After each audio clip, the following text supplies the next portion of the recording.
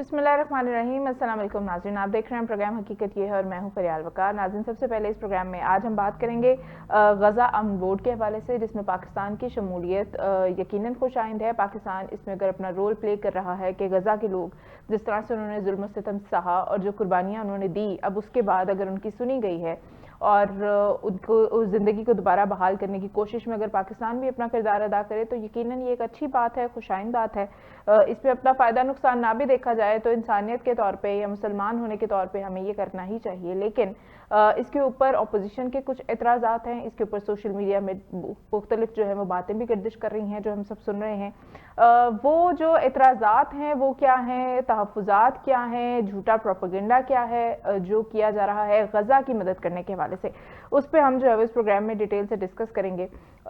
उसके बाद जो हमने बात करनी है वो होगी बांग्लादेश के हवाले से। जैसे कि हम सब जानते हैं, बांग्लादेश में जब से हसीना वाजिद की हुकूमत गई, जो अब नेक्स्ट हुकूमत है उसके लिए इलेक्शंस और ये सब जो सियासी सरगर्मियाँ हैं वो की जा रही हैं ताकि अगली हुकूमत आए और मुल्क की भाग दौड़ जो है वो संभाले। उसमें आम इंतखाबात के लिए जो मैदान सज गए हैं, कौन सी पार्टी जो है वो नुमाया दिखाई दे रही है, कौन बांग्लादेश के अगले वज़ीर आज़म हो सकते हैं, वो सारी तफसीलात आपसे शेयर की जाएंगी। यकीनन हम सब जो है वो इस बात पर यकीन रखते हैं कि अब जो बांग्लादेश और पाकिस्तान के हालात हैं वो ठीक हो जाएंगे, क्योंकि बांग्लादेश के साथ पाकिस्तान के हालात ठीक होने ही चाहिए। एक आपका बहुत क्लोज उनके साथ जो है वो रिलेशनशिप है और कितने ही साल इंडिया ने जो है वो उसको ख़राब किए रखा, जिसकी वजह से ये दोनों ममालिक जो है वो एक दूसरे से दूर थे। लेकिन अब जो नई हुकूमत आएगी वो पाकिस्तान या पूरी दुनिया के लिए किस तरह से मैटर करती है। अच्छी हुकूमत होना किसी सिर्फ मुल्क के लिए नहीं बल्कि उसके हमसायों के लिए भी बहुत ज़रूरी होता है। तो अगली जो सारी डिस्कशन, आगे आने वाला वक्त बांग्लादेश में कैसा होगा, उस पर तफसीलात जो है वो आपसे शेयर की जाएंगी। उसके बाद हमने बात करनी है एक बड़ी एक अच्छी इंजॉयमेंट, एक अच्छा फेस्टिवल जो पाकिस्तान में मनाया जाता था बड़ी खुशी से, लोग बड़ा इंजॉय करते थे, वो बसंत था, जो तकरीबन 800 साल पुराना एक जो है वो इवेंट है और इस त्यौहार को मनाने के लिए लोग बड़े खुश नजर आते थे। लेकिन इंसिडेंट्स, एक्सीडेंट्स और लोगों का गैर जिम्मेदाराना रवैया ऐसा देखा गया कि फिर कितने सालों से ये इवेंट जो है वो बंद कर दिया गया था, क्योंकि इसमें जानों का नुकसान होने लगा था। अब इसको किस तरह से दोबारा जो है वो हम सेलिब्रेट करेंगे, हुकूमत ने किस तरह से इजाज़त दी है, SOPs क्या है और लोगों को किस तरह से जिम्मेदारी का मुजाहरा करना होगा, अगर नहीं करेंगे तो उसमें सज़ा कैसी है, ये सारी चीज़ें आपसे डिस्कस की जाएंगी। मेरे साथ मौजूद हैं सीनियर साफ़ी और एनालिस्ट मिस्टर फैसल इदरीस भट्ट। अस्सलाम वालेकुम। भट्ट साहब, सबसे पहले कल आपने बड़ी तफसील से हमें बताया था कि पाकिस्तान की जो शमूलियत है गज़ा अमन बोर्ड में वो जो है वो कैसे हुई, पाकिस्तान जो है वो उसमें शामिल हुआ, पाकिस्तान के लिए बहुत अच्छी बात है।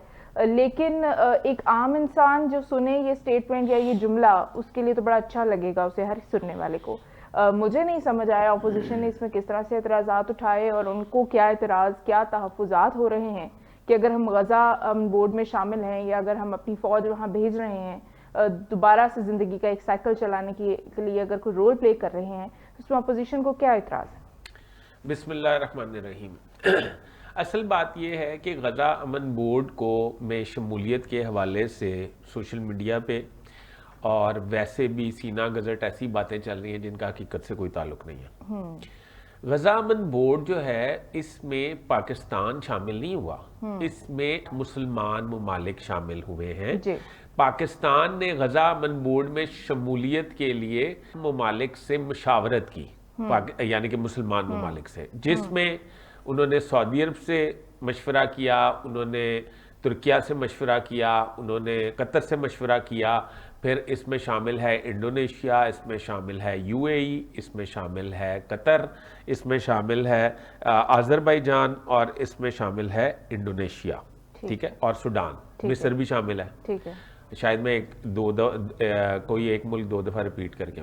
ये जो जितने ममालिक हैं ये गज़ा अमन बोर्ड के मेंबर हैं और इसमें इनके मेंबर होने का फायदा ये है कि अगर पाकिस्तान भी शामिल होता है तो गज़ा अमन बोर्ड में एक मेंबर नहीं है, यानी कि किसी के पास इतनी पावर नहीं है।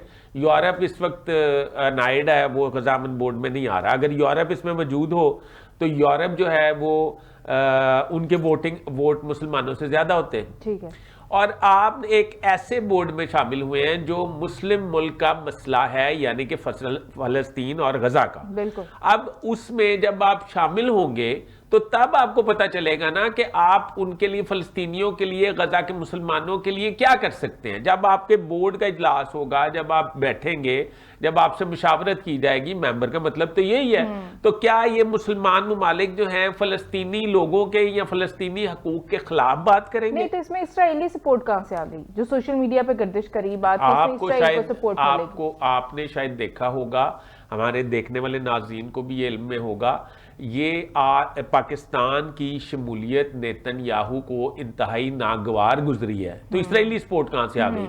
नेतन्याहू का तो मौकफ ही पिट गया, जो वो कहते थे कि पाकिस्तान को शामिल नहीं करना गजा अमन बोर्ड में, ठीक है, और फिर पाकिस्तान शामिल हो गया। इसका मतलब ये कि उनके बयानिए को शिकस्त हुई, और अगर उनके बयानिए को शिकस्त हुई है तो इसका मतलब कि ये इसराइली एजेंडा नहीं है, ये एंटी इसराइल एजेंडा है, और एंटी इसराइल एजेंडा है तो इसका मतलब यह है कि आप फलस्तीन की फलाह बहबूद के लिए काम करेंगे। जब आपका इजलास होगा मालिक आपस में, सऊदी अरब बैठ के, पाकिस्तान, सूडान, मिस्र, यूएई, तुर्किया, जब आप बैठ के आप उन्हें कहेंगे कि फलस्तीन के लोगों के हकूक के लिए हमें यह करना चाहिए, तो वो आपको डिनाई नहीं कर सकता बोर्ड, ठीक है ना। आप प्रॉपर किरदार आपको मिला है, आप जो कहेंगे वो होगा। 8 वोट हैं आपके, मकसद ये है कि 8 वोट हैं, मतलब इनको 20 होना चाहिए, मैं तो ये कहूंगा इनको 20 होना चाहिए, भी हैं, 8 से ज्यादा ही हैं तकरीबन। हाँ, ठीक है ना। तो मेरा ये ख्याल है कि ये जितनी सोशल मीडिया पे अफवाहें गर्दिश कर रही हैं, इनका हकीकत से कोई ताल्लुक नहीं है, और पाकिस्तान का अमन बोर्ड में शामिल होना पाकिस्तान के लिए खुशाइंद है और गजा के मुसलमानों के लिए खुशाइंद है। हुकूमती मौक़िफ़ भी यहाँ पे शामिल करते हैं, जिस तरह से उन्होंने अपोजिशन के एतराज़ात को मुस्तरद कर दिया। उन्होंने कहा कि इसराइल के लिए जो हमारा मौक़िफ़ है वो वही है, वो पॉइंट वहीं का वहीं है। वो बात आपकी ठीक है। बात ये है कि अभी वैसे जो लोग बात करते हैं कि फौज को भेजने का फैसला हो गया है, हाँ, ठीक है, और ये नहीं सिर्फ बात करते, साथ ये भी कहते हैं कि वो हमास को वहां पे जो गैर मुसल्ला करने में पाकिस्तानी फौज इसका भी मैं बताता हूँ। उसमें यह है कि एक तो फौज को भेजने का किसी भी सतह पे, किसी भी फोरम पे कोई फैसला नहीं हुआ, और ना ही ये अभी तक अंडर डिस्कशन आई है सिवाय सोशल मीडिया के। अच्छा, ठीक है, ये अंडर डिस्कशन नहीं है। अब इसका फैसला हुकूमत ने करना है कि फौज ने जाना है या नहीं।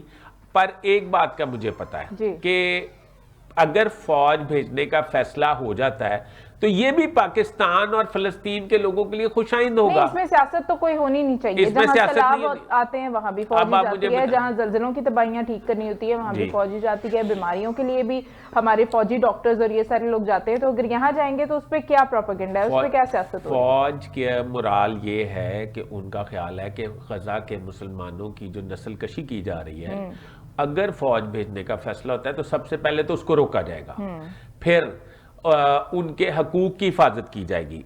एंटी इसराइल बयानियां तो फौज उबे करेगी, यानी कि उसके खिलाफ जो भी बात होगी उस पर तो वो चलेगी। गजा के हवाले से वो खिलाफ नहीं चल सकती फौज, ना पाकिस्तान चल सकता है। और आने वाले वक्त में ये मतलब एक और मौकफ है ना कि अगर पाकिस्तान अमन बोर्ड में शामिल नहीं हुआ, ठीक है जी, अगर अमन बोर्ड बन गया, पाकिस्तान नहीं शामिल हुआ, अच्छा पाकिस्तान को वो कहते हैं जी आप अपनी फौज भिजवा दें गजा में अमन के लिए। जब आप अपनी फौज नहीं भिजवाते तो आप इधर माल रोड पे, डी चौक में, शारा रेशम पे, पेशावर में, कैंट में, फलां जगह रैलियां निकाल के फलस्तीनी मुसलमानों के साथ इज़हार यकजहती करते हैं। जब कुछ करने लगे हैं तो जब आप प्रैक्टिकली यहाँ पे बैठ के ज़बानी मजम्मत तो कर सकते हैं, प्रैक्टिकली तो कुछ नहीं कर सकते। अब जब वहां पे आप अगर ना करते तो इन्होंने उस पर भी सियासत करनी थी कि पाकिस्तान देख ले शामिल नहीं हुआ। पाकिस्तान खुदा न खास्ता इसराइल से डरता है, पाकिस्तान इसराइल का कोई दबाव था हुकूमत पे, ये डर गए, ये शामिल नहीं हुए। अब शामिल हुए हैं, उसके ऊपर भी तहफ़्फ़ुज़ात हैं। पर सभी जो गुलामी की बात की, मैं हमेशा कहती हूँ जब भी जो है मौलाना फजल रहमान एक अक्सर कभी गायब हो जाते हैं, जब एकदम सामने आते हैं तो कोई ऐसी बात होती है। अब उन्होंने कहा कि जी गुलामी है ये, प्राइम मिनिस्टर के बारे से उन्होंने कहा कि गुलामी इनको जो है वो करनी है, और ये वो हुकूमत, आखिर अपोजिशन किसी भी बात के ऊपर सियासत ही चल रही होती है, इन्हें सर अच्छा, पैर कोई पता नहीं मुझे होता, ये ये बताएं कैसी बातें हैं? मतलब क्या गुलामी, मतलब हाँ, किस इसमें सेंस क्या में? गुलामी मतलब है? मैं नहीं, ये अमन बोर्ड में शामिल हो ना गुलामी है? एग्जैक्टली पता अच्छा। है कि हमें डोनाल्ड ट्रंप ने कहा होगा या किसी ने भी, भाई हम तो खुद करना चाहते थे। कितनी देर से, जब से इशू चल रहा है पाकिस्तान इसके खिलाफ आवाज उठाता था। आप ये देखें कि जब आपने कहीं जुल्म रोकना हो, किसी अपने एजेंडे की तकमील करनी हो, तो आपका उधर पहुंचना तो जरूरी है। आपने किस रास्ते से जाना, आपने डंकी लगा के तो नहीं जाना ना पाकिस्तान ने गजा में। पाकिस्तान ने वहां पे थ्रू प्रॉपर चैनल जाना है। और पाकिस्तान के ये मौकफ जो मेरे सामने आया है वो ये है कि अगर फौज भेजने का फैसला हो जाता है, जो कि अभी तक अंडर डिस्कशन भी नहीं है, तो ये फैसला फौज ने नहीं करना, ये फैसला करना है हुकूमत ने। और हुकूमत जो है वो फौज, जाहिर बात है, उनका एक मतहत इदारा है हुकूमत का। बिल्कुल, वो भेज सकते हैं। आप जितनी मर्जी गुफ्तगू करते रहें कि मतलब फौज जो है वो उधर जाएगी, सोशल मीडिया पे ये बातें करते रहे कि इसराइल के झंडे की तकमील होगी, इसराइल के झंडे की तकमील नहीं होगी। नेतन्याहू तो इस बात में माइंड कर गए हैं कि पाकिस्तान को क्यों शामिल किया है गजा अमन माहिदे में, बोर्ड में। तो पाकिस्तान को तो शामिल होना ही नहीं चाहिए था, क्योंकि पाकिस्तान एक एटमी कुव्वत है। हाल ही में आपके फील्ड मार्शल ने दुनिया में बताया कि हम बहुत ज़्यादा दिफाई महारत और ताकत रखते हैं। तो इससे आप इसराइल आपसे घबराता है और इसराइल घबराता है। अगर आप उसमें शामिल हो गए तो इसराइल को ये 100% यकीन है कि आपकी अगर फौज गजा में चली गई तो वो एंटी इसराइल एजेंडा पर काम करेगी और इसराइलियों के लिए खतरा हो सकता है, फलस्तीनियों के लिए, गजा के मुसलमानों के लिए खतरा नहीं हो सकता। उनके हकूक के बोर्ड में उनके हकूक के लिए बोर्ड में बैठ के पाकिस्तान बात करेगा और उनके तहफ़्फ़ुज़ के लिए अगर वो वहां पे चले गए तो फलस्तीनियों के तहफ़्फ़ुज़ के लिए फौज अपना किरदार अदा करेगी। हुकूमत और फौज दोनों फलस्तीन के लिए अपना किरदार अदा करने के लिए तैयार हैं। ये जो गुलामी वाली बात है ये मुझे समझ नहीं आती। ये जो राजा नासिर अब्बास है, इन्होंने तो पूरे उस बोर्ड को ही मुतनाज़ कर दिया। उन्होंने कहा कि जो कुछ वो इसराइल कर नहीं सका वो अब इस अमन बोर्ड के थ्रू होगा। इतनी नेगेटिव बातें ये क्यों कर रहे हैं? मुझे ये बताएं कि अगर खुदा न खास्ता ये राजा नासिर अब्बास या फजल रहमान या किसी भी अपोजिशन वाले की बात में कोई वजन हो, तो पाकिस्तान को क्या जरूरत थी बोर्ड में शामिल होने की? पाकिस्तान खामोशी से साइड पे रहता, उसने अपनी फेस सेविंग कर लेता। फिर भी ना रहने देते। हाँ, फिर भी ना रहने देते। मेरा ये ख्याल है कि अमली जो कदम उठाया गया है इससे पाकिस्तान को फ़ायदा होगा और गजा के मुसलमानों के लिए प्रोटेक्शन होगी। आप ये देखें 48 दुनिया के 48 मुकामात पर पाकिस्तान की फ़ौज अमन कायम करने के लिए कोशां है और उसके लिए उन्होंने अपनी जानें भी दी हैं। और गजा में आज आपको ये मौका फराहम हो रहा है कि आपको ये मौका मिल रहा है कि वो आपको इनवाइट कर रहे हैं अमन बोर्ड में शामिल होने के लिए, और फिर आप डिसाइड करेंगे कि क्या हमें फ़ौज को उधर भिजवाना चाहिए। अगर फ़ौज उधर चली जाती है तो सबसे पहले उन्होंने फ़लस्तीनी और गजा के मुसलमानों की नस्ल कशी जो इसराइल की तरफ से की जा रही है उसको रोकना है। और पाकिस्तान के फ़ौजी की बंदूक जो है वो फ़लस्तीन या गजा के मुसलमानों के खिलाफ नहीं उठ सकती, ये मेरा यकीन है। और दूसरी बात ये है कि हमास को जो मतलब आर्मलेस किए जाने की बात की जा रही है, उसमें पाकिस्तान की फौज अगर वहां पे जाती है तो वो किसी सूरत भी उस कार्रवाई का हिस्सा नहीं बनेगी। अच्छा, पहले ये समझने की बातें हैं चीजें कि जब आप जो भी आपने करना है, हमास को गैर मुसल्ला करना है, आपने तामीर करनी है, आपने उनकी इबादतकारी करनी है, आपने उनको फैसिलिटेट करना है, आपने कोई SOPs बनाने हैं, ये सारा कुछ पहले तो बोर्ड में तय होना है। और बोर्ड में आपके 8 वोट हैं, यानी कि अमेरिका के पास 8 वोट नहीं है, आपके पास 8 वोट है मुसलमान ममालिक के। ये मुसलमान ममालिक किस तरीके से गजा के मुसलमानों के खिलाफ कोई वोट देंगे? ऐसा मुमकिन नहीं है।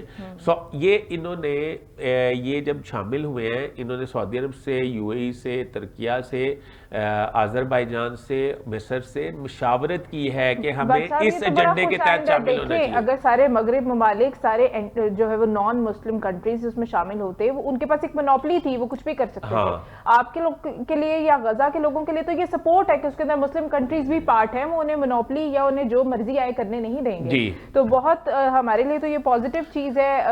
ऑपोजिशन इस पे भी एतराज कर रही है, खैर सियासत हर चीज पे नहीं करनी चाहिए। ये पाकिस्तान के अंदर एक अलमिया है कि आप कुछ भी करें, ऑपोजिशन आपको करने नहीं देती। एक ब्रेक पे जाते हैं नाज़िर, उसके बाद वापस आएंगे, बात करेंगे बांग्लादेश में इस वक्त इलेक्शंस की तैयारी है और नई आने वाली हुकूमत कौन सी हो सकती है। हमारे साथ रहिएगा। वेलकम बैक नाज़रीन, प्रोग्राम को आगे बढ़ाते हैं और अब बात करेंगे बांग्लादेश की, जहां पर इलेक्शंस की तैयारियां चल रही हैं और हसीना वाजिद के जाने के बाद, उनकी हुकूमत के जाने के बाद ये जो इलेक्शंस हैं वो बहुत अहमियत के हामिल हैं, ना सिर्फ बांग्लादेश के लिए बल्कि तमाम आसपास के लोगों के लिए, तमाम आसपास के ममालिक के लिए, इंडिया के लिए भी, क्योंकि उन्होंने एक लंबा अरसा वहाँ पर अपने जो है वो हसीना वाजिद के थ्रू एक तरह से अपनी ही हुकूमत कायम की हुई थी, जो कि टूट चुकी है। और नई आने वाली हुकूमत उनके लिए भी बड़ी जो है वो इंटरेस्टिंग ये चीज़ है कि अब कौन आएगा।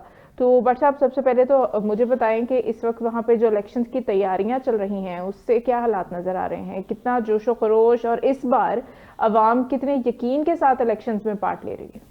देखिए 16 साल वहाँ पे हसीना वाजिद की हुकूमत रही है, तो उतनी देर में तो हर एक ही दफ़ा, मतलब 16 साल एक ही बंदे के आने से अवाम के अंदर एतमाद तो ख़त्म हो जाता है। सिस्टम और ये सारी चीजें, लोगों को लगता है इसी ने आना है, वोट दो या ना दो। तो अब अवाम का जोश कैसा दिख रहा है वहाँ पर? मैं ये अर्ज कर रहा हूँ कि आप ठीक कह रही हैं कि जब लोगों को ये यकीन हो जाए कि जमहूरी अमल नहीं होना और ये डिक्टेटरशिप लाइक हुकूमत है और हाइब्रिड निज़ाम है, तो वो फिर मायूस हो जाते हैं इलेक्शन से, और वो मायूस हो जाते हैं अपने मुस्तकबिल से। बांग्लादेश में जो एक मायूसी की लहर आ गई थी, उसमें आपको पता है कि स्टूडेंट्स ने उसका इनिशिएटिव लिया और हसीना वाजिद की हुकूमत को उखाड़ के बाहर फेंक दिया और वो वहाँ से फ़रार हो गई। और फ़रार होके उसने ये साबित किया कि वो इंडिया तशरीफ़ ले गई हैं और इंडिया ने उनको पनाह दी। उनको किसी इंग्लैंड ने वीज़ा नहीं दिया, अमेरिका से उन्होंने दरख्वास्त की, अमेरिका ने उनको वीज़ा नहीं दिया। और अब वो इस वक्त मोदी के ज़ेर मेहमान जो हैं वो बनी हुई हैं। अब उनकी पार्टी थी अवामी लीग। ये जो अवामी लीग है ना, इसको अब बदस्तूर बैन कर दिया गया है। ये अब मतलब इलेक्शन में हिस्सा नहीं ले सकती। बट साहब, ये तो होना भी था और होना चाहिए था, क्योंकि जो इन्होंने कर रखा था बांग्लादेश के साथ, जैसी वो थी वैसी ही नीचे सारी पार्टी थी। अच्छा, एक पार्टी है BNP, ये इनकी सरबराह थी खालिदा ज़िया, हाल ही में जिनका इंतकाल हुआ है। अच्छा। ये साबिक वज़ीर आज़म भी रह चुकी हैं और ये जेल में, हसीना वाजिद ने इन्हें मुख्तलिफ मुकदमात पे बना के सियासी बुनियादों पर इन्हें जेल में रखा हुआ था। अब जब हसीना वाजिद वहाँ से फ़रार हुई तो खालिदा ज़िया जो हैं उनको, वो बाहर आई पर वो बहुत ज़ईफ़ हो चुकी थी, बड़ी बीमार थी, पर आखिरकार वो इंतकाल हो गया उनका। अब उनका बेटा जो 2008 से जिला वतन है, यानी कि हसीना वाजिद उसको 2008 से घुसने नहीं दे रही थी बांग्लादेश में, और पता था कि अगर अब वो आएगा तो उसे गिरफ्तार कर लिया जाएगा। अब वो इंग्लैंड से वापस आया है कोई महीना सवा महीना पहले, उसका बड़ा वालहाना इस्तकबाल हुआ है। अच्छा। और इस्तकबाल की बुनियादी वजह यह है कि ये बेसिक जो है ना BNP जो है एक लिबरल पार्टी है, मतलब रोशन ख्याल पार्टी है, तमाम मतलब मज़ाहिब को साथ लेके चलते हैं, मतलब एक लिबरल पार्टी है लाइक। तो इसका ना बांग्लादेश में इसको काफ़ी पजीराई मिल रही है उसके बेटे को। बेटे का नाम है तारिक रहमान। तारिक रहमान का अब इलेक्शन में क्योंकि हिस्सा ले रहा है, और मतवक्को तौर पे आगे चल के मैं बताता हूँ कि कौन सी पार्टी की जीत हो सकती है। अभी मैं पार्टियों के बारे में आपको बता दूं, जो लोग पार्ट ले रहे हैं उनका बता दूं। अच्छा, अब दूसरे नंबर पे अगर कोई पार्टी मुतहरिक है तो वो है जमात इस्लामी। जमात इस्लामी मुतहरिक इस वजह से नहीं है कि वो जमात इस्लामी है। जमात इस्लामी, ये भी मैं अपने नाज़रीन को क्लियर करता जाऊँ, जमात इस्लामी इंडिया में लहदा है, बांग्लादेश में लहदा है, पाकिस्तान में लहदा है, पर तीनों की लीडरशिप की आपस में राब्ते मौजूद हैं, यानी कि तीनों, हाँ, तीनों एक दूसरे को उनके हाथ मजबूत करते हैं। अच्छा, जमात इस्लामी के सर अमीर हैं शफीकुर रहमान। इस जमात इस्लामी के साथ हसीना वाजिद के दौर में बहुत सारे जुल्म हुए हैं, यानी कि ये जमात इस्लामी पाकिस्तान के मौक़िफ़ के साथ खड़ी थी। हसीना वाजिद ने इनके बहुत सारे रहनुमाओं को फांसियां भी दी हैं। अच्छा। इस वजह से इनकी, अब हसीना वाजिद के एंटी होने की वजह से और इतनी कुर्बानियों की वजह से इनकी पजीराई भी भी अवाम में बहुत ज़्यादा है। और इसके अलावा ये 8 पार्टियों ने एक इंतखाबी या मतलब इत्तेहाद किया आपस में। अच्छा। उसमें मैं पार्टियों के नाम आपको बताता हूँ। उसमें इस्लामी तहरीक है, बांग्लादेश खिलाफत मजलिस है, बांग्लादेश खिलाफत तहरीक है, बांग्लादेश निज़ाम इस्लाम पार्टी है, जाती जमहूरी पार्टी है, बांग्लादेश डेवलपमेंट पार्टी है, लिबरल डेमोक्रेट पार्टी है, नेशनल सिटीज़न पार्टी है, नेशनल सिटीज़न पार्टी और Jamaat Islami. National citizen party का बताता चलूँ जो लोग सुनना चाहते हैं, ये वही पार्टी है जिन्होंने स्टूडेंट्स ने जो बनाई थी और जिन्होंने हसीना वाजिद को भागने पे मजबूर किया था। अब सूरत हाल ये है कि जब वो भाग गई उधर से और वो चली गई तो उसके बाद पता ये चला कि ये पार्टी को भी बड़ी पजीराई मिली, मकबूलियत मिली। अब ये 8 पार्टियां मिलकर इलेक्शन लड़ रही हैं, बीएनपी अकेले इलेक्शन लड़ रही है। अब दूसरा पहले नंबर पे अगर कोई बांग्लादेश में पार्लियामेंट की सीटें जीतने में मतलब 1 नंबर पे आएगा तो मेरा ज़ाती तौर पे मेरी असेसमेंट ये है, इसको हतमी ना समझा जाए, पर मेरा जो अभी तक का सर्वे है, 12 फरवरी को इलेक्शन है एक्चुअली, अभी तक का जो सर्वे है उसके मुताबिक तो जो बीएनपी है ये फर्स्ट नंबर पे होगी। और अगर फर्स्ट नंबर पे आ जाती है तो इसका एक्सपेक्टेड जो प्राइम मिनिस्टर का कैंडिडेट होगा वो खालिदा ज़िया का साहबजादा होगा, तारिक रहमान। और तारिक रहमान जो है वो अगले वज़ीर आज़म हो सकते हैं। अच्छा। और अगर तारिक रहमान वज़ीर आज़म होंगे तो बांग्लादेश में एक तेज़ी से तरक्की का अमल शुरू हो जाएगा। दूसरे मतवक्का तौर पे जो पार्टी बहुत ज़्यादा नशिस्तें हासिल कर सकती है उसका ये जमात इस्लामी और ये नेशनल सिटीज़न पार्टी और ये जो 8 जमातें हैं इनका इत्तेहाद है। अच्छा, और नेशनल सिटीजन पार्टी तो बहुत ज्यादा नुमाया वाकई नजर आनी चाहिए जो उन्होंने कर दिखाया है। कहीं उस्मान हादी के दुनिया से जाने की वजह से कुछ कम तो नहीं हो रहा, क्योंकि लोग उसे बहुत स्ट्रांगली सपोर्ट कर रहे थे। नहीं, मैं आपको कहता हूँ, आप ठीक कह रही हैं, पर बात ये है कि ये अभी स्टूडेंट्स हैं, अभी यंग ब्लड है और यूथ है जिन्होंने पार्टी बनाई थी। और जेंजी एक दुनिया में नई टर्म शुरू हो गई है, जेंजी वाली।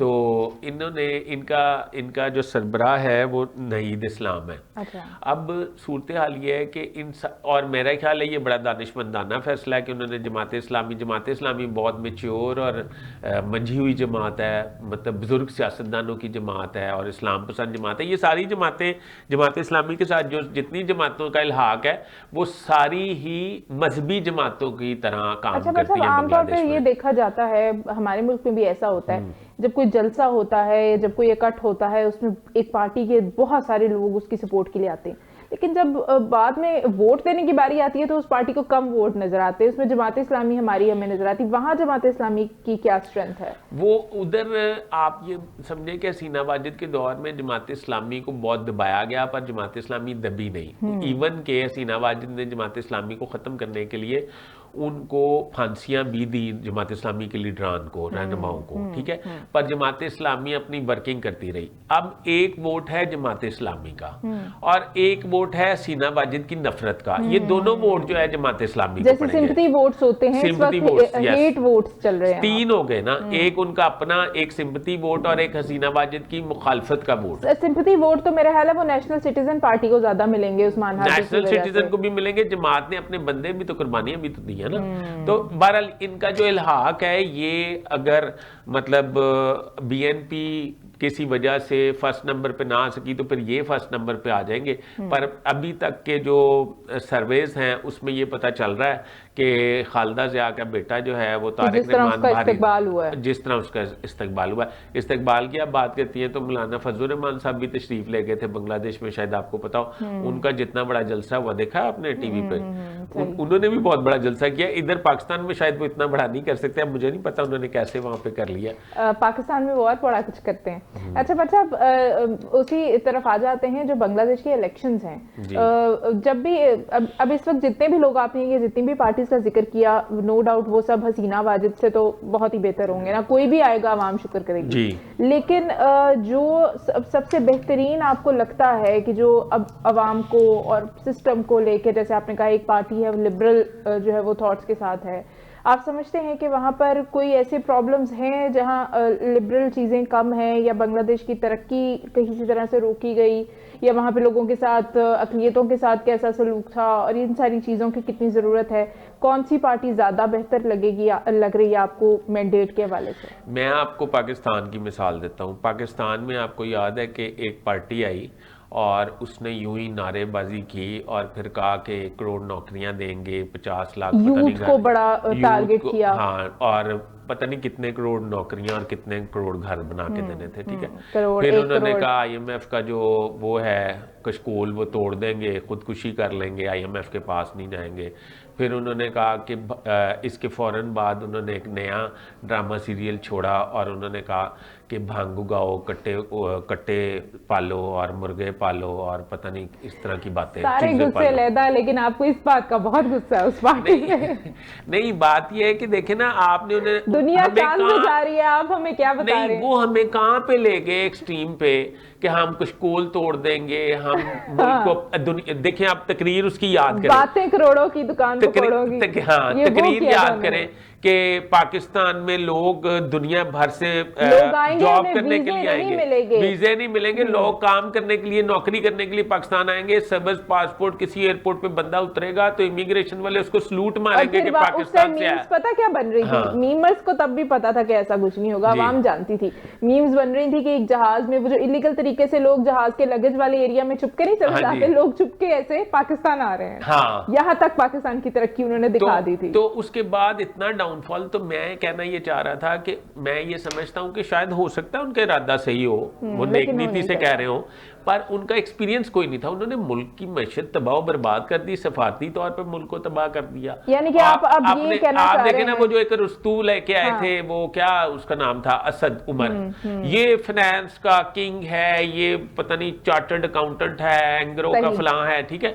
उसके बाद क्या हुआ? उसके बाद ये हुआ कि सारा कुछ उसने फाइनेंस भी डुबो दिया। मतलब आप ये कहना चाह रहे हैं कि अब अगर बांग्लादेश को कोई इस तरह की बातें करेगा? नहीं, मैं ये कहना चाह रहा हूं कि बांग्लादेश के अवाम के लिए सूट अभी करता है BNP। अच्छा। ये जो नेशनल सिटीजन पार्टी है, ये भी स्टूडेंट्स हैं, जेनजी है, इनको एक्सपीरियंस नहीं है, इनको एक टर्म उनको BNP के चाल चलन या उनका स्टाइल वे ऑफ हुकूमत देखना चाहिए। मतलब उन्हें देखना चाहिए कि इंटर्नशिप प्रोग्राम जिस तरह पाकिस्तान में हुआ हुकूमत का, वो नहीं होना चाहिए। किसी नए लोगों को अभी हम फॉरेन से ये बात है, तो BNP को मैं प्रेफरेबली कहूंगा, आवाम के लिए बेहतर होगी, क्योंकि पुरानी पार्टी है और उसके रहनुमा भी हैं, पुराने लोग हैं, और जमात इस्लामी जो है उसको भी हुकूमत का भी कोई तजर्बा नहीं है। बहरहाल मेरा मकसद ये है कि ये जितनी छोटी जितनी 8 पार्टियों का इल्हाक है, इन पार्टियों में से एक पार्टी जो BNP है, वो अगर बांग्लादेश में आ जाए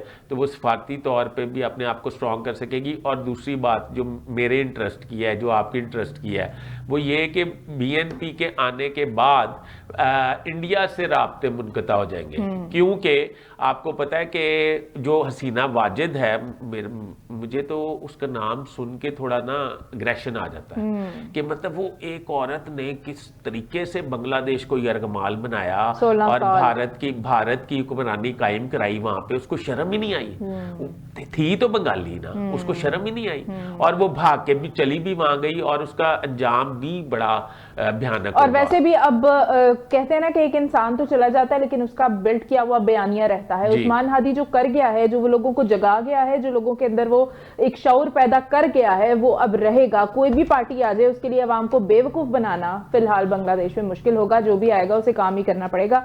एक ब्रेक पे जाते हैं और उसके बाद दोबारा वापस आएंगे, बात करेंगे आपके पसंदीदा, हम सबके पसंदीदा इवेंट बसंत के हवाले से। नाज़रीन हमारे साथ रहिए। वेलकम बैक नाज़रीन, प्रोग्राम को एक बार फिर से बढ़ाते हैं और अब बात करनी हमने बसंत के फेस्टिवल के हवाले से, उसकी हिस्ट्री क्या है और अब जब ये लाहौर में मनाई जाएगी इंशाल्लाह, तो उसके लिए क्या SOPs हैं और किन शराइत के ऊपर हुकूमत ने इस इवेंट को हमें सेलिब्रेट करने की इजाज़त दी है, सजाएं क्या हैं खिलाफ वर्जी पर, ये सारी चीज़ें आपके साथ डिस्कस की जाएंगी। और इस सिलसिले में बात करने के लिए हमें ज्वाइन किया है लाहौर ब्यूरो से हमारे इंचार्ज क्राइम सेल आजम बाजवा साहब। अस्सलाम वालेकुम। वालेकुम अस्सलाम। आपको बहुत बहुत वेलकम।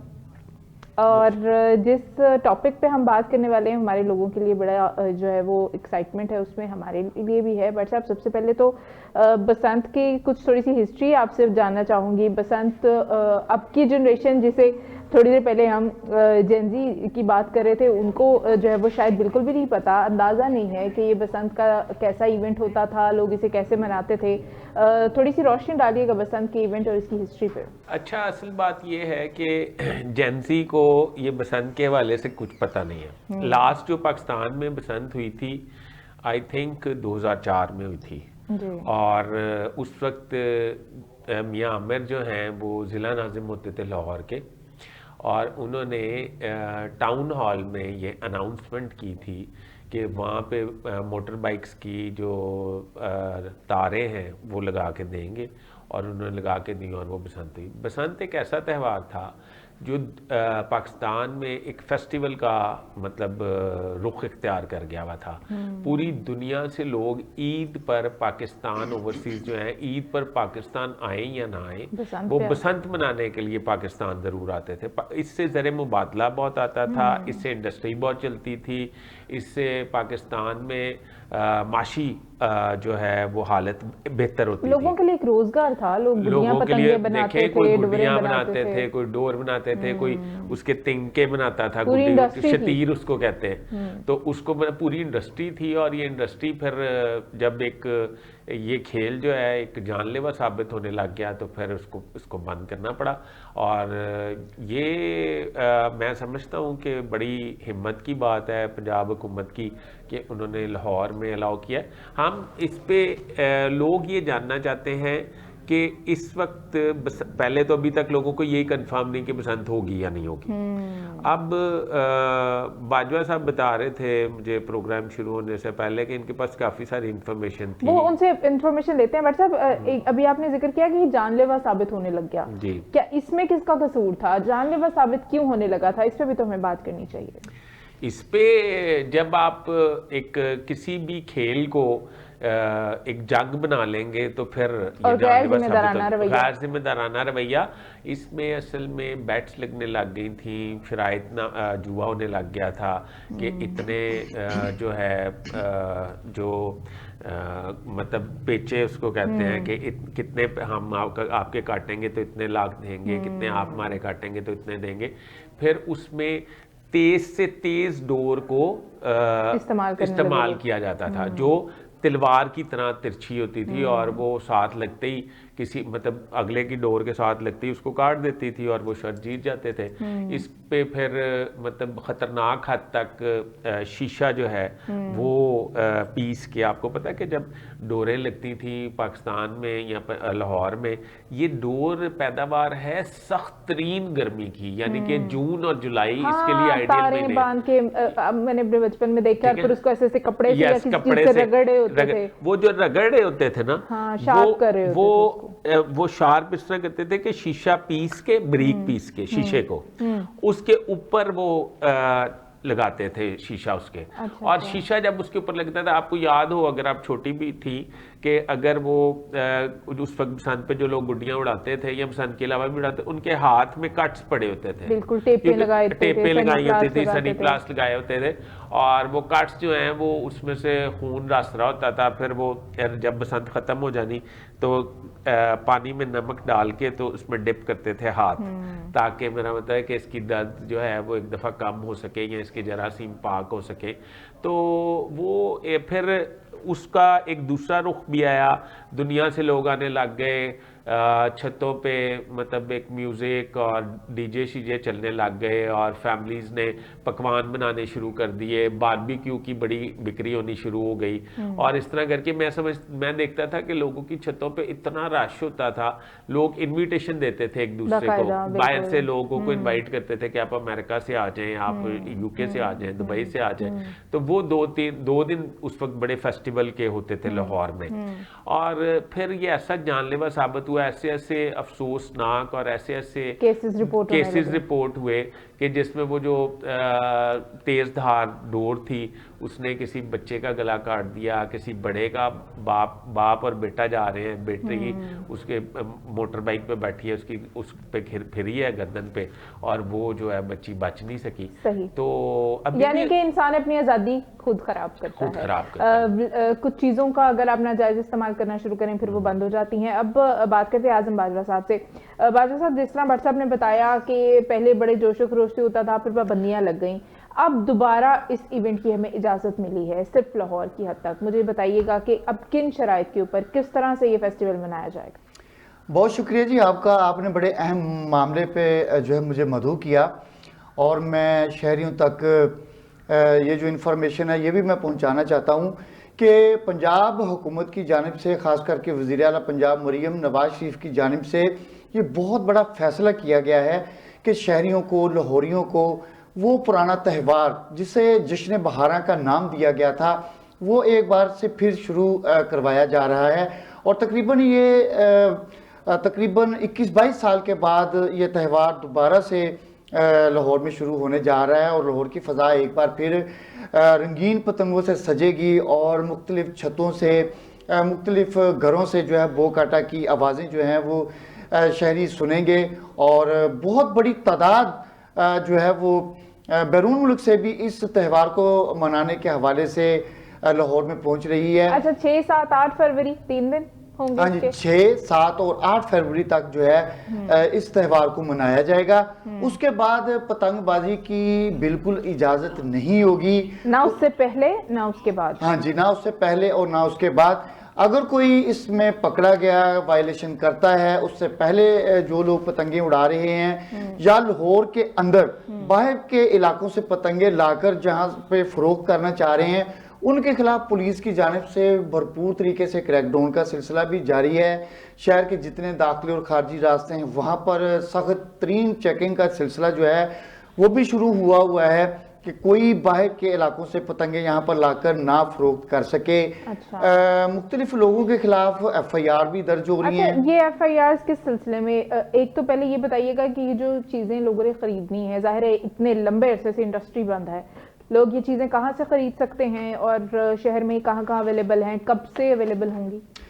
ये जो चीज़ें खरीदनी हैं ये आप जो है यकम के बाद इनकी ख़रीदारी कर सकते हैं, और लाहौर के मुख्तलिफ इलाकों में जो कि मखसूस इलाके रखे गए हैं गवर्नमेंट की जानिब से कि जहाँ पर ये पतंगे तैयार होंगी, इस पर बाकायदा तौर पर जो है वो कोड बाहर लगेगा, और जो एथोराइज लोग होंगे, डीलर होंगे, दुकानदार होंगे, ये सिर्फ वो पतंगे बना सकेंगे और ख़रीद सकेंगे।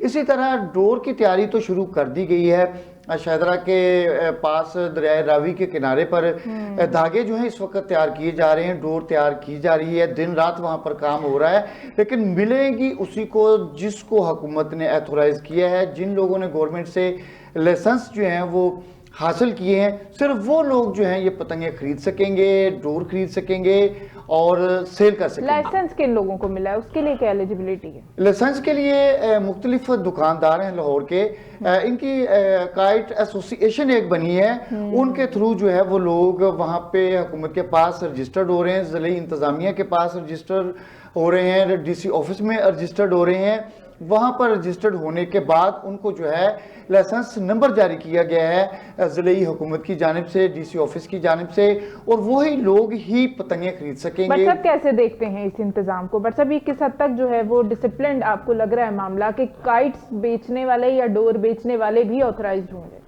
उसकी वजह सिर्फ ये है ना कि गवर्नमेंट को ये खदशा होगा कि दोबारा से वो शीशे वाली डोर जो है वो इस्तेमाल ना और हो, पकड़ सकें, ताकि अगर कहीं कोई खिलाफवर्जी हुई है तो पकड़ना आसान हो। हाँ जी। जिसने लाइसेंस दिए उनमें से ही चेकिंग होगी, जिसके पास लाइसेंस होंगे। अच्छा, उसमें मेरी सबमिशन ये है कि उस रात या उस दिन, बसंत के दिन, तो कोई SOPs जो हैं लोगों ने फॉलो कोई नहीं करने। और ठीक है, ये अच्छा कर रहे हैं कि मोटर बाइक्स को जो हैं वो चलने नहीं दे रहे और उनको बंद करें। बाजू साहब इसके बारे में बताएं, मोटर बाइक्स के अरेंजमेंट गवर्नमेंट क्या कर रही है? मोटर बाइक सवार जो हैं, पहली बात तो ये है कि ट्रैफिक पुलिस की जानिब से ये कहा गया है कि शहरी 6, 7 और 8 को छुट्टी होगी ना, पंजाब हुकूमत छुट्टी देगी, कम से कम ट्रैवल 5 को भी छुट्टी है वैसे तो लाहौर में। उन दिनों में, इन छुट्टियों के अयाम में शहरी जो हैं घरों से बाहर बिला वजह ना निकलें।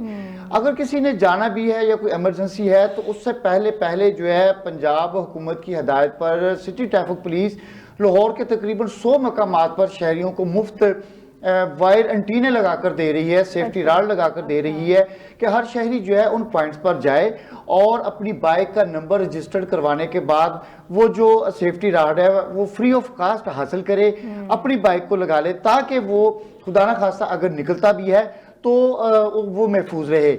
नहीं, वो इन दिनों में मोटर बाइक बाहर निकाल सकता है अगर राड लगा हो? बिल्कुल राड लगा होगा, उसे कोई भी नहीं रोक सकेगा, वो जा सकता है, उसने जहां पर भी जाना है। लेकिन जिसकी बाइक पर राड नहीं लगा होगा वो बाइक नहीं निकाल तो वो सकेगा। कैसे जाएगा अगर नहीं, उससे पर कहीं जाना? हम तो ये सुन रहे थे कि उन दिनों में बाइक की मूवमेंट ही ममनू है। नहीं, ममनू नहीं है, ममनू नहीं करार दिया गया। अलबत्ता ये जरूर कहा गया है कि जिस बंदे की बाइक पर रॉड नहीं लगा होगा, सेफ्टी वायर नहीं लगी होगी, तो कानून हरकत में आएगा। अगर उसे रोका जाता है, पकड़ा जाता है, तो उससे भी 2000 रुपये तक का जुर्माना हो सकता है। ये चीफ ट्रैफिक ऑफिसर ने वाज़ेह तौर पर ये जो है लाहौरियों को पैगाम दिया है, मोटर बाइकर को ये पैगाम दिया है कि सेफ्टी राड के बगैर आप बाइक नहीं चलाएंगे, आपको रोड पर नहीं आने दिया जाएगा। मैं बट साहब आपको ये भी बता दूं कि लाहौर को 3 जोन में तकसीम किया गया है, 6, 7 और 8। ट्रैफिक के हवाले से, ट्रैफिक के हवाले से भी, खतरात के हवाले से भी, और वहां पर क्या इंतजाम किए गए हैं उस हवाले से भी। क्या जोन है ये, किस तरह से? ये रेड जोन होगी, अच्छा, ग्रीन जोन होगी और येलो जोन होगी। रेड जोन का मतलब क्या है और ग्रीन और येलो का? हाँ जी, रेड जोन का मतलब ये होगा कि ये इंतहाई हसास इलाके हैं, यहाँ पर पतंगबाजी बहुत ज्यादा हो सकती है। कौन से इलाके? अंदरून होंगे? अंदरून शहर जो है। और इन्होंने ट्रैफिक पुलिस ने ये माजी की जो यादें हैं उनको सामने रखा है कि माजी में किन किन इलाकों में ज्यादा जो है डोर की वजह से अमवात वाक़या हुई, तो उसको रेड जोन करार दिया है। उसके बाद आप आ जाएं कि जो सेफ इलाके हैं उसको ग्रीन जोन करार दिया है। उसके बाद आप आ जाएं येलो पे कि जहाँ पर खतरात हो सकते हैं, तो इन जोन को जो है 3 जोन करार दिया गया है लाहौर की, और वहाँ पर जो है इंतजामात भी पुलिस की जानिब से किए गए हैं कि वहाँ पर हिफाजती इंतजामात जो हैं वो किस तरह के करने हैं। अच्छा बाजवा साहब, मुझे ये बताइए कि लाइक मैंने या किसी भी आम शहरी ने गुड्डी और डोर खरीदनी है, वो कहाँ पे जाएगा और कैसे खरीदेगा? इनके रेट्स क्या होंगे? बट साहब अंदरून शहर आप अभी से चले जाएं तो आपको रजिस्टर्ड लाइसेंस याफ्ता जो लोग हैं उनकी दुकानें नज़र आएंगी। दुकानें खुल चुकी हैं, पतंगें सज चुकी हैं, तो वहाँ से आप सिर्फ खरीद सकेंगे जिस पतंग के ऊपर बार कोड लगा होगा। पतंग के ऊपर बाकायदा बार कोड प्रिंट होगा, स्टैंप होगी, और उस डीलर का, उस शॉप का बिल्कुल उसके ऊपर नाम होगा। आप वहाँ से खरीद सकेंगे। बगैर कोड बार के कोई भी शहरी कहीं से पतंग जो है वो नहीं खरीद सकेगा। इसी तरह जो डोर है, डोर भी आप जो है वहीं से खरीदेंगे जहां पर। अच्छा, डोर में 2 चीजें होती हैं, आगे पिन्ने होते हैं, चरखियां होती हैं, और क्या क्या अलाउड है? और जो पतंगे हैं उनके कोई साइजेस भी बताए गए हैं हुकूमत की तरफ से? बिल्कुल जी, साइजेस जो है वो हुकूमत पंजाब की जानिब से, डीसी हुकूमत की जानिब से, डीसी ऑफिस की जानिब से पतंग का जो साइज है वो भी पब्लिश किया गया है कि 1.5 तावा की पतंग होगी, उससे ऊपर की नहीं। तावा 1.5 तावा हो सकता है, उससे ऊपर बिल्कुल तावा और 1.5 तावा आप उड़ा सकते हैं, उसके अलावा वो बनेगी नहीं। अगर कोई बनी होगी पतंग तो वो गैर कानूनी होगी।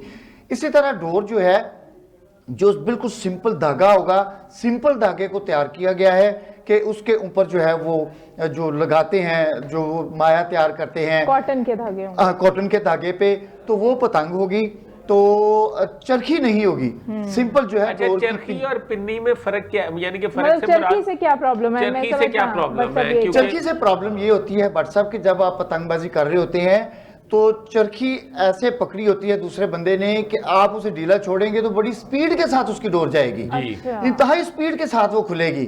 लेकिन जो आपने वो पिन्नी पकड़ी होगी तो उसे बड़े तरीके के साथ थोड़ा थोड़ा थोड़ा करके आप उसे जो है छोड़ेंगे डोर को, एकदम से डोर उसकी जो है वो नहीं खुलती।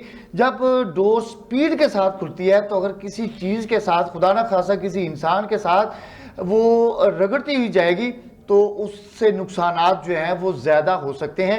फिर जब आप बो कटा करते हैं, दूसरे की पतंग आप जो है काटते हैं, तो उसमें डोर की जो स्पीड है उसका बड़ा अमल दखल होता है। बड़ी स्पीड के साथ अगर डोर जाएगी तो वो जल्दी कट जाएगी पतंग, अगर तरीके के साथ जाएगी, आहिस्ता जाएगी, तो वो आपका पेज जो है वो लंबा हो सकता है। याद आ गया ना वो जो चरखी पकड़ने वाले को डांट पड़ी होती थी, सही तरह नहीं तूने पकड़ी, पिन्नी पकड़ने वाले को भी डर पड़ती थी। वो तो जमीन पे नहीं धागा सही नहीं छोड़ रहा। नहीं बट साहब वो तो जमीन पे नहीं छोड़ देते, पिन्ना भी किसी को पकड़ना नहीं, पड़ता है। पिन्ना तो पकड़ना पड़ता पकड़ने का एक फन है। अच्छा, फरहाद आपने कभी देखा नहीं शायद पिन्ना मैं पकड़ना। छोटी थी, मुझे याद है, इतना नहीं पिन्ना याद। पिन्ना पकड़ना वो पकड़ सकता है जो बहुत एक्सपीरियंस्ड हो, आम बंदा पिन्ना तो नहीं अब पकड़ तो लोगों के एक्सपीरियंस क्योंकि खत्म हो आप- गए अब तो लोगों को नहीं, भूल मेरे गया ख्याल होगा। लोग अपनी एक्सपर्टीज दिखाएंगे जरूर, जिस तरह ये इस दफा फेस्टिवल आ रहा है।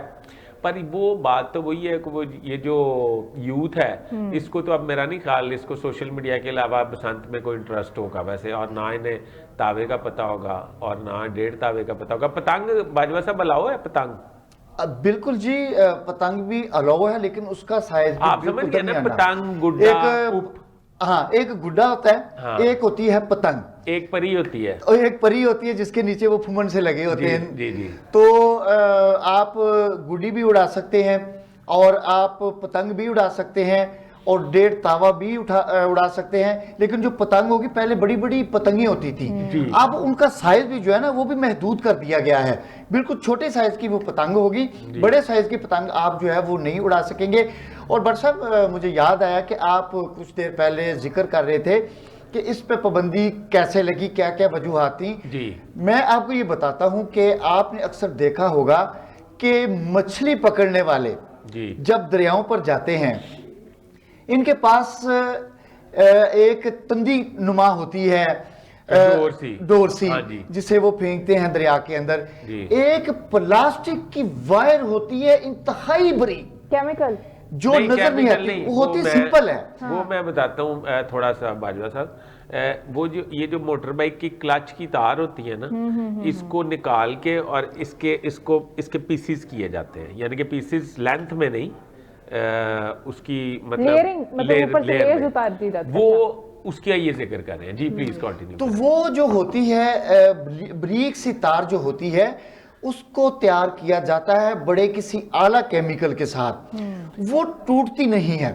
जब यानी कि दोनों साइडों से खींच पड़ गई या आप उसे खींच रहे हैं, तो जिसके गले पे, जिसके हाथ पे वो चलेगी, उसने टूटना नहीं और उसने जो है वहां पर उस चीज को काट देना है। तो जब ये वाकयात बहुत ज्यादा बढ़ गए, लोगों की जो है अमवात की शरह में इजाफा हुआ, और खास करके जो नौजवान थे, जो मोटर बाइकर थे, उनकी जब अमवात हुई, तो फिर उसके बाद पंजाब हुकूमत की जानिब से इस पतंगबाजी पर जो है वो पाबंदी लगी। ये कब लगी थी भला पाबंदी? यही देख लें कि आज से आप 20-22 साल पीछे चले जाएं, वही अंदाजन 2004 था, और उसी वक्त जो है ये पाबंदी लग चुकी थी। और काइट एक्ट जो है हुकूमत पंजाब की जानिब से लागू किया गया। पुलिस को खुसूसी हिदायत जारी की गई कि जहां पर भी डोर बन रही है या कोई पतंगबाजी कर रहा है तो उसे गिरफ्तार किया जाए और उसे जो है उसके खिलाफ काइट एक्ट के तहत आप जो है मुकदमा दर्ज करें। तो ये सिलसिला शुरू हुआ, लेकिन अब जो है सेफ सिटी भी मॉनिटरिंग कर रही है ड्रोन कैमरा से। ड्रोन कैमरा से जो है मॉनिटरिंग होगी इस बसंत की भरपूर तरीके से कि किस छत से क्या उड़ाया जा रहा है। सजाओं की भी जरा बात कर लें, खिलाफ वर्जी पे जो जेल है या जुर्माने हैं, उसकी तफसीलात क्या है, पुलिस को किस हद तक इख्तियार है? मैंने ये भी सुना कि वो ओपनली जा सकते हैं जहां उन्हें लगे कोई खिलाफ वर्जी है। देखिए जी, पुलिस जो है वो भी मॉनिटरिंग करेगी, सेफ सिटी उनकी रहनुमाई करेगी। जिस जगह से गैर कानूनी पतंगें पकड़ी गई उनके खिलाफ जो है वो भरपूर एक्शन लिया जाएगा।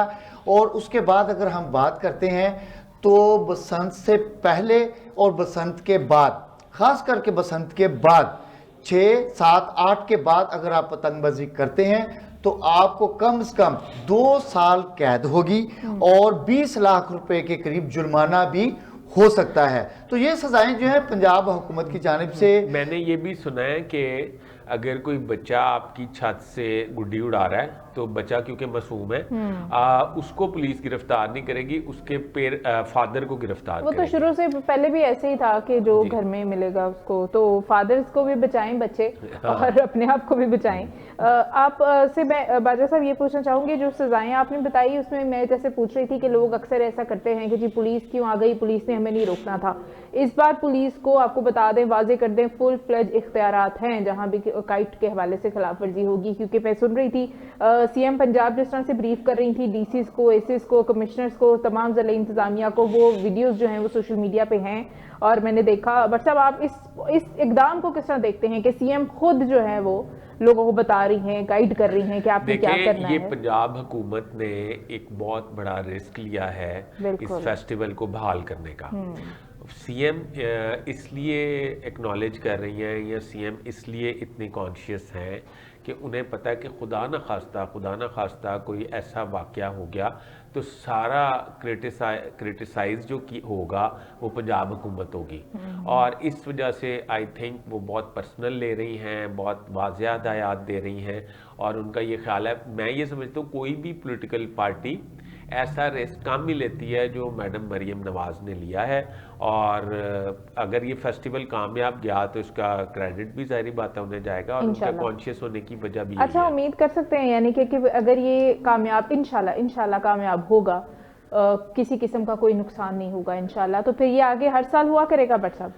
I think so. मैं समझता हूँ कि ना सिर्फ हर साल हुआ करेगा, मेरा ये ख्याल है कि फिर दूसरे शहर के लोग भी डिमांड करनी शुरू कर देंगे। अभी तो जो बाजवा साहब जो दूसरे शहरों से लोग आएंगे, हाँ। लाहौर का जो एक बर्डन बढ़ जाएगा, उसके लिए कोई इंतजामात, कोई ट्रैफिक और ये सब स्केड्यूल बने हैं उसके लिए? आप बता रहे थे ना जोन्स बने हैं, ट्रैफिक के भी बने हैं, रूट्स, कोई इस तरह की चीजें? बिल्कुल ट्रैफिक के भी बने हैं और ये मैं आपको बता दूं कि पंजाब हुकूमत की जानिब से शहरियों को 6, 7 और 8 तारीख को लाहौर में फ्री सर्विस भी जो है फराहम की गई है। 500 के करीब जो है वो बसें होंगी, आपकी ऑरेंज ट्रेन फ्री होगी, आप उस पर बिल्कुल फ्री सफ़र कर सकेंगे, बसों पर फ्री सफ़र कर सकेंगे, ऑटो रिक्शे होंगे जिनके ऊपर पंजाब हुकूमत की फ्लैक्सेस अवेजा होंगी और आप उन पर सफ़र कर सकेंगे। तो शहरियों को ये कहा गया कि आप ज़्यादा से ज़्यादा कोशिश करें कि आप जो है मोटर बाइक का उस दिन इस्तेमाल ना करें और फ्री सर्विस आपको जो मुहैया की जा रही है उसका फ़ायदा उठाएं। फिर जो लाहौर से बाहर के लोग हैं वो भी आएंगे तो उनको भी जो है फ्री सर्विस इन बसों की सूरत में जो है मुहैया की जा रही है। बिल्कुल ठीक है। और इतनी सारी चीज़ों के बावजूद भी अपने जो अवाम है उसको भी जिम्मेदारी का मुजाहरा करना पड़ेगा। बट साहब अक्सर एक बार मुझे आपका वो बात नहीं भूलती, आपने मुझे बताया था एक कानून पास हुआ था कि बच्चे अपने वालिदैन को घर से नहीं निकाल सकेंगे। वो दूसरा कानून की भी बात जिक्र कर दें जी। वो कौन सा? वो जो घूरने वाला अभी एक नया कानून पास हुआ है कि खामद हजरात जो है ना अपनी बीवियों को घूर भी नहीं सकते। अब बच के रहें बच के रहें। लेकिन मतलब ये होने तो चाहिए, नो डाउट। इस पे हम अलग से बात करेंगे, बस टाइम नहीं है। लेकिन माजरत के साथ इन चीज़ों का फ़ायदा कोई नहीं है, क्योंकि जो बीवी ये शिकायत करने चली गई कि मेरे खामद ने मुझे घूरा है जनाब, उसके बाद उस खामद ने उसे रखना ही नहीं है। तो औरतें कभी नहीं जाती जो है वो, उन्हें कोई फ़ायदा नहीं है। आप शह दे रही हैं लोगों को कि नहीं, मैं ये कह रही हूँ कि माशरे में ऐसे कवानीन बनाने नहीं चाहिए ताकि आप अलाउ कर रही हैं। नहीं, ये लोगों के अंदर खुद जिम्मेदारी होनी चाहिए। मेरा ये कहने का मतलब है कुछ चीज़ें ऐसी होती हैं जो कानून जिनके लिए ज़रूरी नहीं होते, जैसे माँ बाप की इज्जत करना, इसका मतलब ये है कि ऐसे कवानीन बनने का मतलब ये है कि हमारी इखलाकी इक़दार में कमी आई है। अब जैसे अब गुड्डियां, डोर, आपने लोगों की जान नहीं लेनी, ये हमारी खुद की जिम्मेदारी होनी चाहिए। इस पे सख्त कवानीन नहीं होने चाहिए थे। क्या हम इंसान हैं, हम कोई खुदा न खास्ता डंगर तो नहीं है कि हमें हर चीज़ जो है वो डंडे सोटे से समझाई जाए। तो यहाँ पे ये खामद हज़रात के लिए भी कानून बनाना एक शर्मिंदगी की बात है कि आपको ये बताना पड़ेगा, आपको इसमें जेल ले जाना पड़ेगा कि आप अपनी बीवियों के साथ ऐसा सलूक करते हैं। खैर, इस पे हम अलग से बात कर सकते हैं किसी और दिन। बाजवा साहब बहुत शुक्रिया आपकी कीमती वक्त के लिए। बट साहब आपका बहुत शुक्रिया कीमती इन्फॉर्मेशन और कीमती तर्जीह के लिए। नाज़रीन आपसे इजाज़त चाहेंगे। बहुत सारा ख्याल रखिएगा। खुदा हाफिज़।